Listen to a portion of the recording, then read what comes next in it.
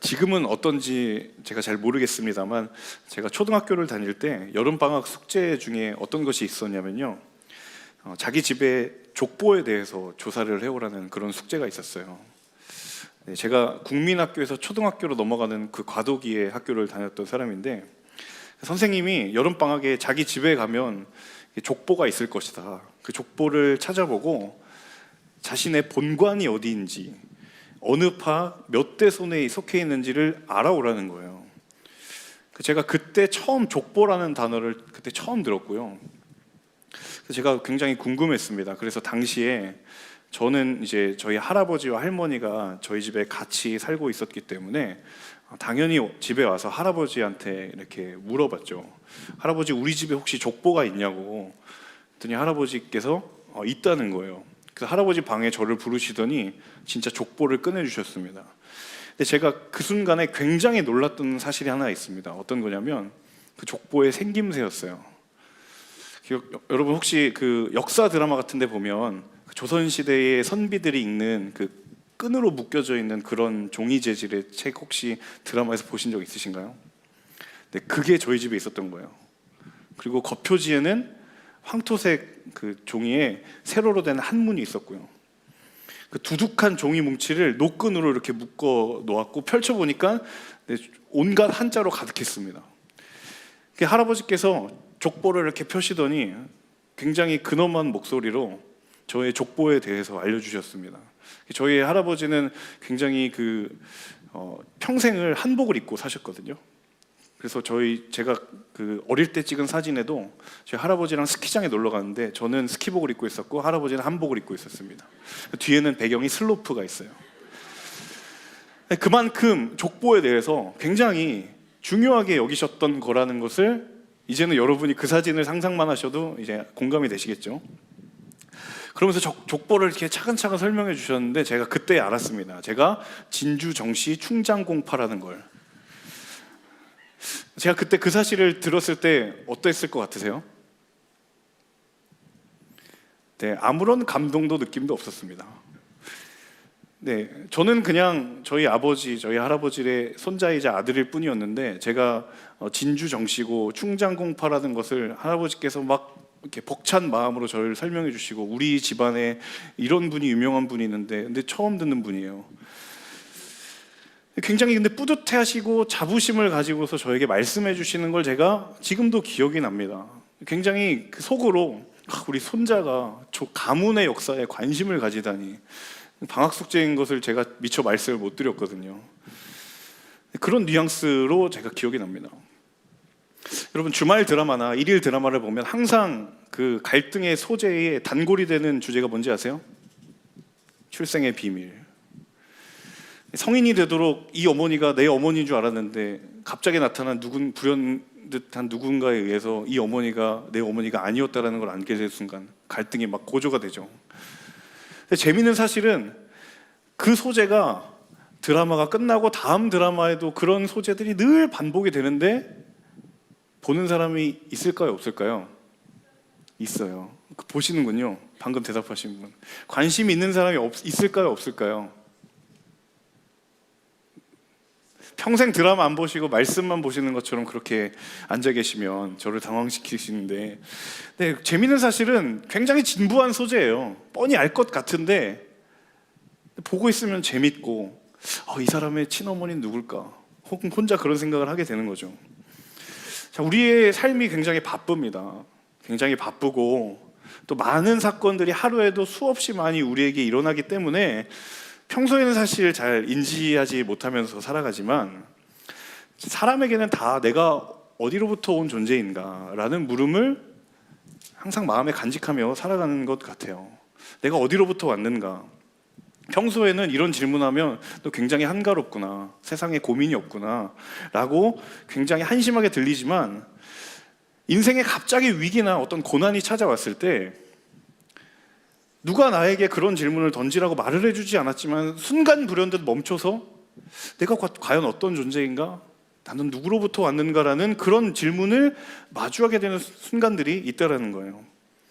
특히나 신앙이나 어떤 믿음의 위기나 그 믿음의 길에 어떤 커다란 변화를 직면하게 되면 정말 그런 것 같아요.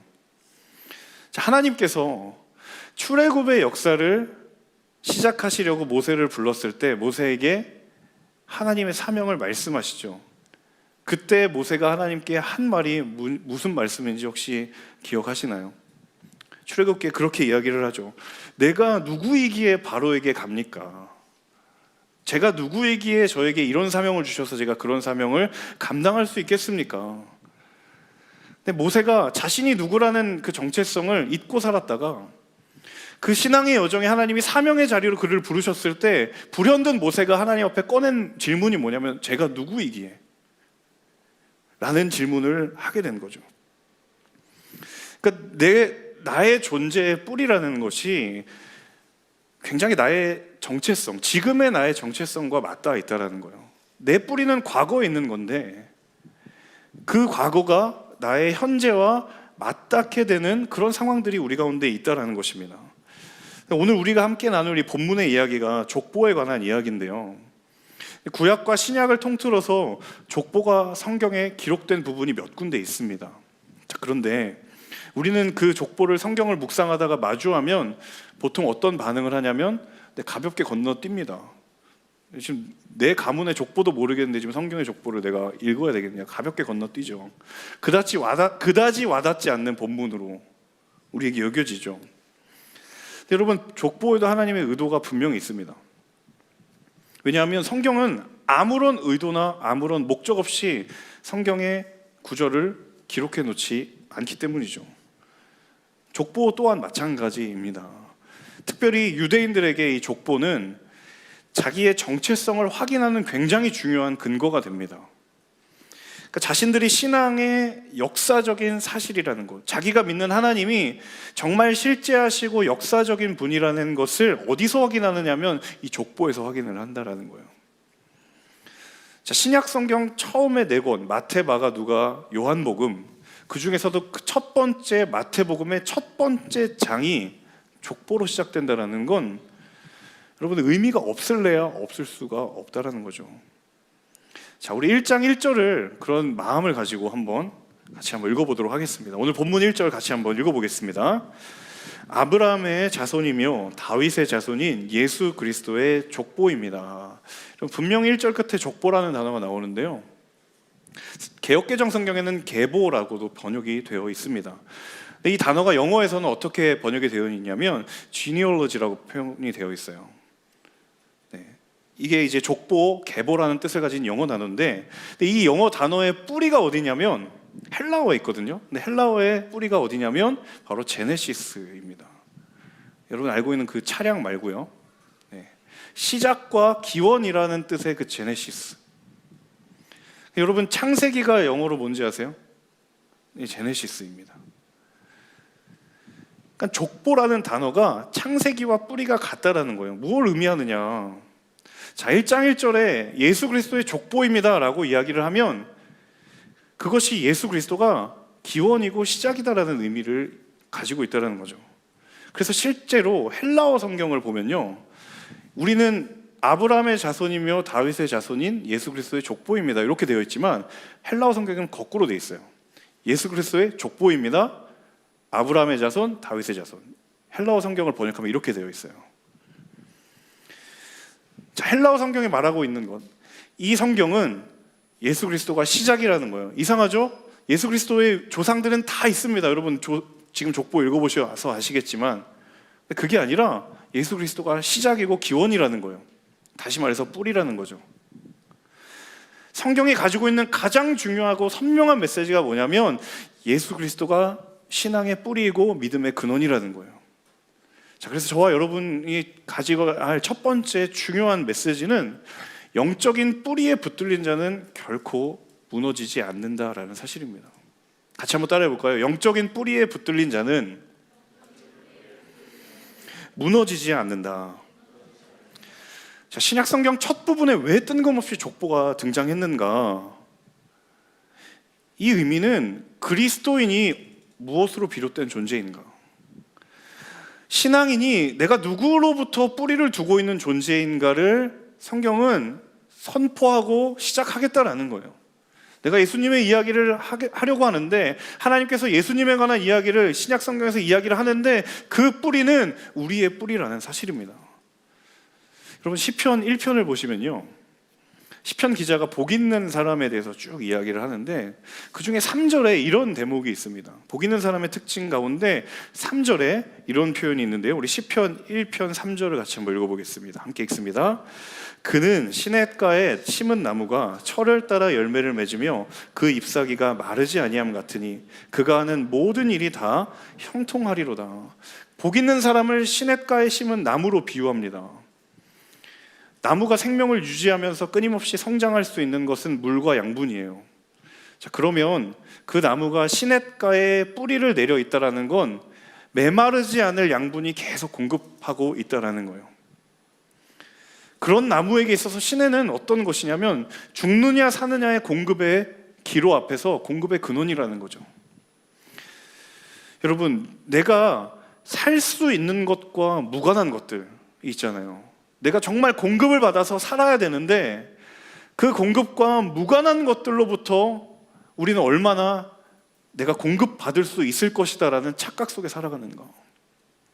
분명히 우리가 뿌리를 두어서 공급을 받아야 될 곳이 아니라 그곳에 뿌리를 내리면 절대로 공급받지 못할 곳인데, 내 눈에 보이기에 그곳에 내 믿음의 뿌리를 내리고 내 생각의 뿌리를 내리면 그곳으로부터 내가 공급을 받을 수 있을 것이다라는 그 생각을 얼마나 우리가 떨쳐낼 수 없는가. 여러분, 정말 우리가 진정으로 살 수 있는, 정말 우리가 진정으로 생명을 가질 수 있는 그 영적인 공급원에 여러분 뿌리를 내리고 계십니까? 사랑하는 여러분, 주께 뿌리를 둔 인생은 결코 멸망하지 않는 줄로 믿습니다. 이것이 성경의 약속이에요. 하나님께 뿌리를 둔 인생은 비록 흔들릴지언정 무너지지 않는 줄로 믿습니다. 여러분, 우리의 믿음과 우리의 삶의 뿌리가 어디에 뿌리 내리고 있는지를 이 말씀 앞에 다시 한번 점검해 보실 수 있기를 바랍니다. 주께 뿌리가 내려져 있는 삶, 예수께 뿌리가 붙들려 있는 삶은 흔들릴지언정 무너지지 않는 줄로 믿습니다. 바라기는요, 우리의 믿음이 예수께 뿌리를 둔 인생, 저와 여러분의 생각과 인생의 가치관과 언어와 행동의 가치관이 하나님께 뿌리를 둔 인생. 여러분, 평상의 일상의 대화 속에서 여러분의 입에서 나가는 그 언어들이 얼마나 하나님께 뿌리를 두고 있습니까? 여러분이 행동하는 관계 속에서 여러분이 행하는 그 모든 행동들이 얼마나 하나님의 뿌리를 두고 있습니까?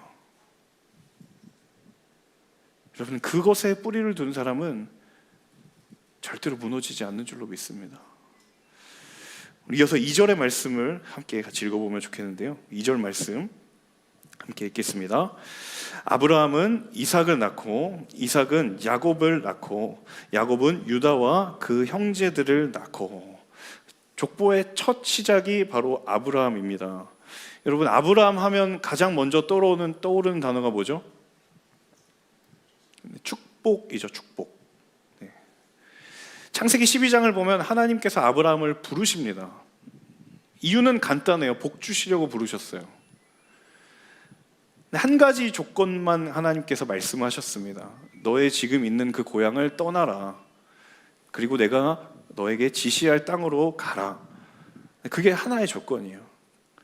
그리고 그렇게 하면 내가 복이 되게 하겠다. 축복을 주겠다도 아니고 너 자체가 복이 되게 하겠다라고 성경이 이야기하죠. 사실 그 약속 때문에 아브라함이 축복을 받았다라고 해도 과언이 아닐 정도로 하나님의 약속이 그가 축복을 받을 수 있는 굉장히 중요한 이유가 되죠. 근데 아브라함이 축복을 받을 만한 자격이나 어떤 조건을 충족시켰기 때문이 아니라 그냥 하나님이 아브라함을 통해 그 백성을 자기 백성 삼으시겠다라는 그 약속 때문에 축복의 시작이 펼쳐진 거예요. 아브라함의 이후의 역사를 보면 훨씬 더 그것이 잘 나와 있습니다. 여러분, 아브라함 이후에 이스라엘의 역사는 사실 그 약속 아니었으면 진작에 멸망할 그들의 이야기가 하나님이 그들에게 약속해 주셨다는 것 때문에 그 역사가 계속적으로 이어진다는 사실이죠. 하나님이 그에게 하신 약속 때문에 끊어지지 않고 이어지고 있었다라는 거예요. 자, 그러면 왜 예수 그리스도의 계보에서 이 아브라함을 하나님이 언급하고 있는가? 그것은 바로 하나님이 우리에게 그런 은혜의 약속을 주셨다라는 것입니다. 하나님이 우리에게 주신 약속이 조건이 있는 약속이 아니라 은혜의 약속을 주셨다라는 것입니다. 여러분 잘 생각해 보시면요, 아브라함이 하나님께 드린 것이 별로 없습니다. 그 약속을 한 이후에도 아브라함은 몇 번의 실수를 반복해요. 아브라함이 하나님께 드린 것이 별로 없어요. 그냥 그 약속을 믿고 순종한 것 하나입니다. 그런데 하나님이 반대편에서 아브라함에게 주신 것은 아브라함이 하나님께 드린 것에 비하면 너무 많은 거예요. 너무 많은 거예요. 굉장히 공정하지 않은 것이라는 거죠. 여러분 살다 보면 그대로 들어야 할 말이 있고요, 해석을 해서 들어야 될 말이 있습니다. 근데 문제는 그대로 들어야 할 말을 해석하면 문제가 생기고요, 해석해서 들어야 할 말을 그대로 들으면 사고가 생깁니다. 제가 이 진리를 언제 깊이 깨달았냐면 출산 이후 저와 아내와의 관계 속에서 제대로 깨달았어요. 제가 한 주간에 유일하게 쉬는 월요일에 이제 밀린 집안일과 못다한 아이들을 돕고 이제 아이들과 함께 놀아주는데, 저도 체력을 가지고 있는 사람이기 때문에 월요일 점심을 먹고 나면 굉장히 졸음이 옵니다. 그럼 제가 아이들하고 놀다가 가끔 졸아요. 네. 그럼 저를 측은하게 바라보던 저희 아내가 이렇게 얘기를 합니다. 자기야 가서 한숨 자. 제가 이때 이 아내의 이야기를 그대로 들으면 어떻게 될까요? 솔직히 말하자면 그대로 들은 적이 몇 번 있습니다. 하지만 이 이야기를 듣고 제가 허벅지를 꼬집으면서 아니야 나 피곤하지 않아 라고 제가 그렇게 해석을 해서 다시 돌려 이야기를 한다면 가정의 평강과 안녕이 찾아오는 것이죠. 저는 복스러운 남편이 되는 거예요. 제가 왜 이 이야기를 드리냐면요, 사람의 언어에는요 항상 그 사람에 대한 기대와 보상 심리가 있어요. 저희 아내가 저에게 피곤하면 한숨 자라고 이야기할 때 정말 측은한 마음도 있지만, 제가 정말 그 이야기를 듣고 자게 되면 아내가 어떤 생각을 하냐면요, 정말 잘했더니 진짜 자는구나, 나도 피곤한데. 제가 추측을 한 게 아니라 정말 어제 이 본문을 가지고 아내가 나눔을 했습니다. 내가 이 본문을 써도 되겠느냐. 근데 자기 정말 그 마음이 든대요. 그러니까 상대방의 대화 속에서 우리는 항상 내가 무언가의 기대감을 가지고 이야기를 하면 그 기대만큼 그 말이 나에게 돌아오기를 바라는 마음이 우리는 정말 인정하고 싶지 않은데 있다라는 거예요. 내가 이 정도 했는데 그만큼 돌아와야 되지 않겠느냐. 여러분 보상 심리가 누구에게나 있지만 문제는 무엇이냐면 그 보상 심리보다 우선되지 말아야 돼. 그 보상 심리가 우선되지 말아야 할 관계들이 있잖아요. 예를 들면 부부 관계라든지 가족 관계라든지, 그런 관계에서 이 보상 심리가 우선시 되기 시작하면 관계에 오해와 왜곡이 생깁니다. 가장 대표적인 관계가 부부 관계이고, 또 하나의 가장 대표적인 영적인 관계가 뭐냐면 하나님과 우리의 관계라는 거예요. 자, 여러분 우리 안에도 하나님을 향한 보상 심리가 있습니다. 근데 하나님과 우리의 관계는 give and take의 관계가 아니라 let's give more take의 관계예요. 여러분 성경을 잘 생각해 보면요, 우리는 조금 드렸는데 하나님은 엄청 많은 것을 주세요. 아브라함의 약속이 예수 그리스도의 계보 안에 있다라고 하는 건 굉장히 중요한 메시지를 줍니다. 아브라함은 드린 게 별로 없어요. 그냥 그 말씀 아멘으로 믿고 순종했는데 그것에 비하면 너무 많은 것을 하나님이 우리에게 주셨다라는 거예요. 그런데 그 약속이 아브라함으로부터 시작해서 예수 그리스도를 통해 저와 여러분에게 주어진 약속인 줄로 믿습니다. 그래서 은혜의 약속이에요.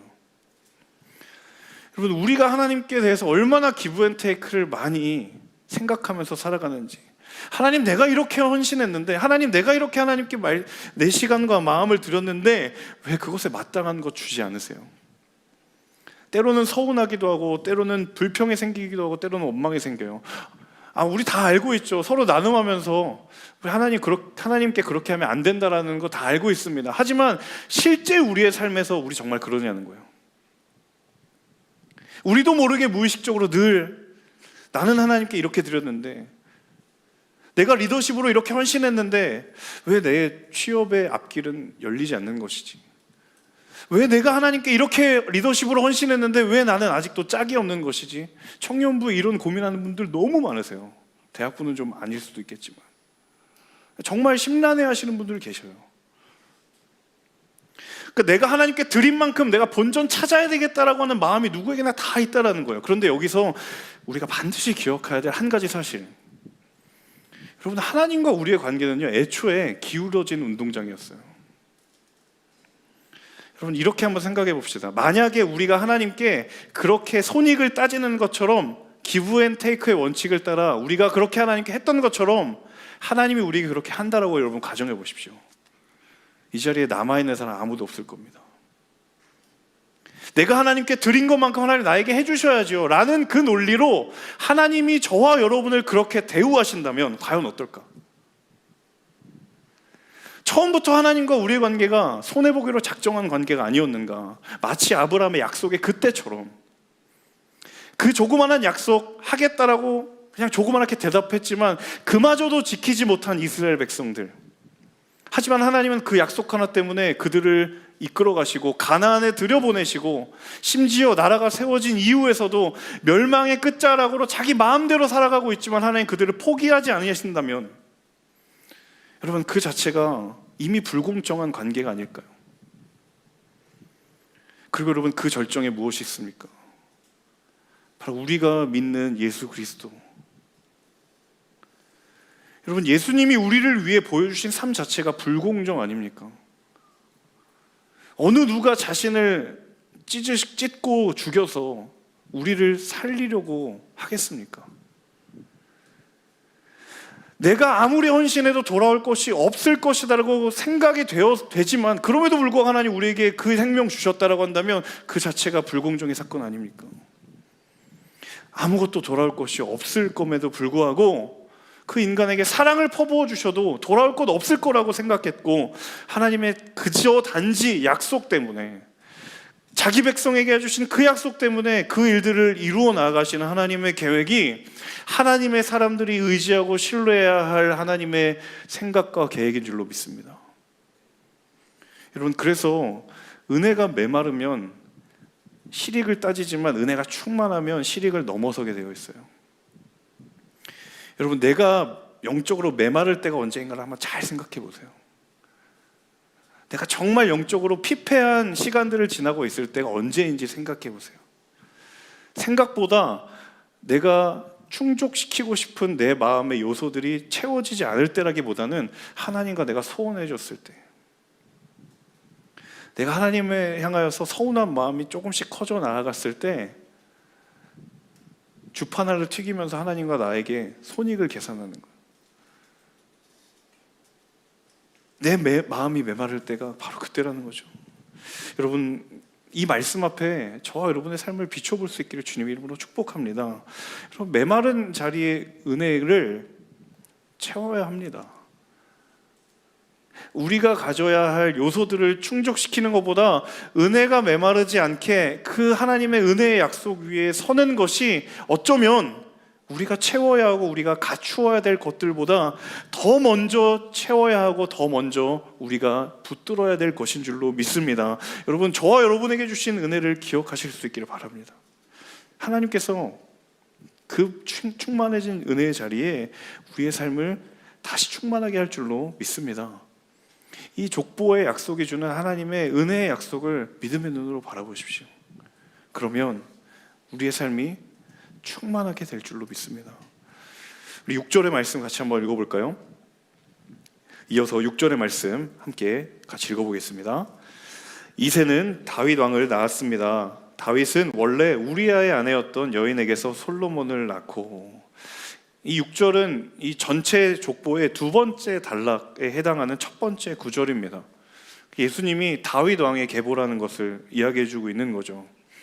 여러분, 다윗은 이스라엘 역사에 굉장히 자부심을 느낄 만한 그런 왕입니다. 그때만 유명했던 게 아니냐, 지금도 유명한 왕이 다윗이에요. 그래서 이스라엘 국기 안에 파란색 별이 있잖아요. 다윗의 별이거든요. 그러니까 예수님이 정말 메시아고 구원자라면 그래도 기본적으로 다윗 왕의 계보에 있는 것이 맞죠. 상식적으로 마땅해 보이죠. 근데 6절에 보시면 그 시선에 걸리는 한 사람의 이름이 있습니다. 그것은 무엇이냐면 우리아의 아내였던 여인입니다. 여인의 이름조차도 나와 있지 않아요. 자, 우리는 이 여인의 이름이 밧세바라는 것을 잘 알고 있습니다. 그런데 성경은 그 여인의 이름이 무슨 이유인지 가리우고 있어요. 자, 유대인들이 은혜롭게 족보를 읽어나가다 6절에서 멈출 수밖에 없는 이유가 여기 있는 거죠. 자, 예수님의 족보에 다윗 왕이 언급되어 있는 건 너무 당연한 거예요.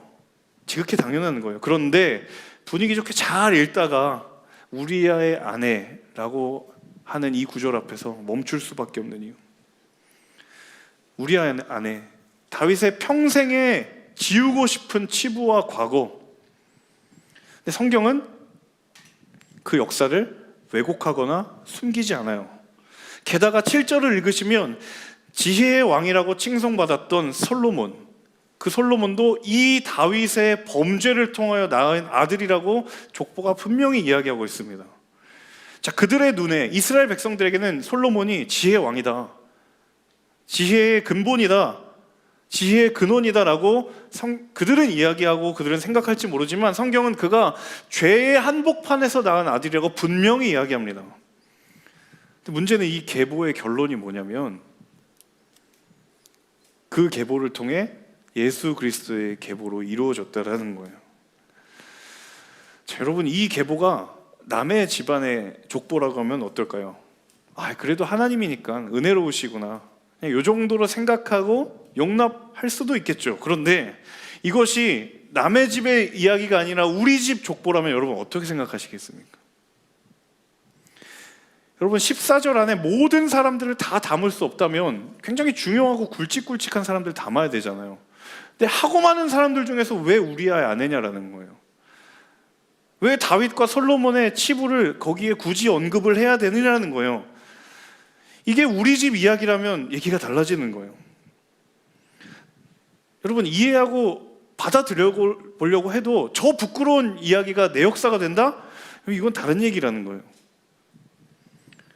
근데 문제는 이것이 저와 여러분이 믿는, 우리가 유일하게 이분을 통해서 구원받을 수 있다라고 생각하는 그 예수 그리스도의 족보라고 한다면 여러분 받아들이시겠습니까? 이 본문에 나오는 또 다른 여인들도 다 마찬가지예요. 3절의 다말, 시아버지와 관계를 가진 여인이고, 5절의 라합, 기생이라고 얘기했지만 사실 더 정확한 표현은 창기에 가깝습니다. 창녀예요. 5절에 있는 또한 룻, 출신이 이방 여인입니다. 여러분, 이스라엘 사람들이 구약의 예언에서 얼마나 오랜 시간 동안 이 메시아를 기다렸어요. 정말 고대하면서 기다렸는데 그 메시아의 뿌리로 올라가다가 걸리는 사람들이 있는 거예요. 내가 이걸 받아들여야 되나? 이 어떻게 우리가 생각해야 되고 이해해야 되나? 버젓이 이런 사람들이 예수님의 계보에 올라가 있다라는 것. 마지막으로 우리가 함께 나누기를 원하는 세 번째는 저를 같이 한번 따라해 보겠습니다. 하나님 보시기에 부끄러울 것은 없다. 여러분, 부끄러운 뉘앙스로 말씀하지 마시고요, 자신 있게 다시 한번 말씀해 보시겠어요? 하나님 보시기에 부끄러울 것은 없다. 여러분, 성경이 우리아의 아내 밧세바, 이 여인들 삶을 부정하지 않고 부인하지 않습니다. 사람의 족보라면 반드시 빼게 돼 있을 거예요. 그런데 그들이 예수 그리스도의 계보임에도 불구하고 올라가 있습니다. 성경이 인정하겠다라는 거예요. 왜냐하면 그것은 사람의 눈에 보이기에 부끄럽지만 하나님 보시기에 절대로 부끄럽지 않은 거예요. 여러분, 저와 여러분의 삶 가운데도 부끄러운 모습들 있잖아요. 숨기고 싶은 분들, 부정하고 싶은 것들. 사람이 이 사실을 알게 되면 얼마나 내가 부끄러울까, 얼마나 내가 인정을 못 받을까라고 생각하는, 어쩌면 나만 알고 있는, 아니 나와 하나님만 알고 있는 그 우리 안에 있는 인생의 치부들이 다 있잖아요. 하나님은 족보를 통해서 우리에게 말씀하십니다. 하나님 앞에서 부끄러울 것이 없다라는 거예요. 예수 그리스도, 너희들이 믿고 구원을 이루는 그 이름의 계보에 우리아의 아내도 있고 다말도 있고 라합도 있고 기생도 있고. 여러분, 이 여인에 여러분의 이름 한번 넣어보세요. 저는 저의 이름을 보게 되더라고요. 이 계보 안에 내가 있는 거예요. 이 오늘의 본문은 예수 그리스도의 계보이라고 끝나지만 여러분, 생명의 계보는 계속 이어져 우리까지 온 줄로 믿습니다. 저 여러분에게까지 왔습니다. 여러분, 우리가 그 계보 위에 있습니다. 여러분, 우리가 가지고 있는 것 중에 정말 내 눈에 보이기에 보잘것없고 부끄러울 것, 부인하고 싶은 것들, 여러분, 하나님 손에 붙들리면 쓰이지 못할 것이 없는 줄로 믿습니다. 하나님께는 부끄러운 것이 없어요. 여러분, 이 하나님의 인도하심과 역사를 신뢰하실 수 있는 저와 여러분 되시기를 바랍니다. 성경의 역사는 그렇게 하겠다라는 역사예요. 이 시작에 정말 은혜롭고 위대하고 정말 도전받을 만한 이야기 해도 좋은데 왜 굳이 하나님 이런 이야기를 하셨는가? 그렇게 품기로 작정한 하나님의 기울어진 약속을 우리에게 이루시겠다는 하나님의 은혜와 사랑의 약속인 줄로 믿습니다. 여러분, 그 사랑에 붙들림 바 된 자들이 오늘 우리이고, 그리고 그렇게 우리를 하나님이 부르시는 줄로 믿습니다. 이 약속 위에서는, 그리고 그 부르심 따라 나아가는 하나님의 사람들 모두가 되실 수 있기를 주님의 이름으로 축복하고 또 간절히 기도합니다.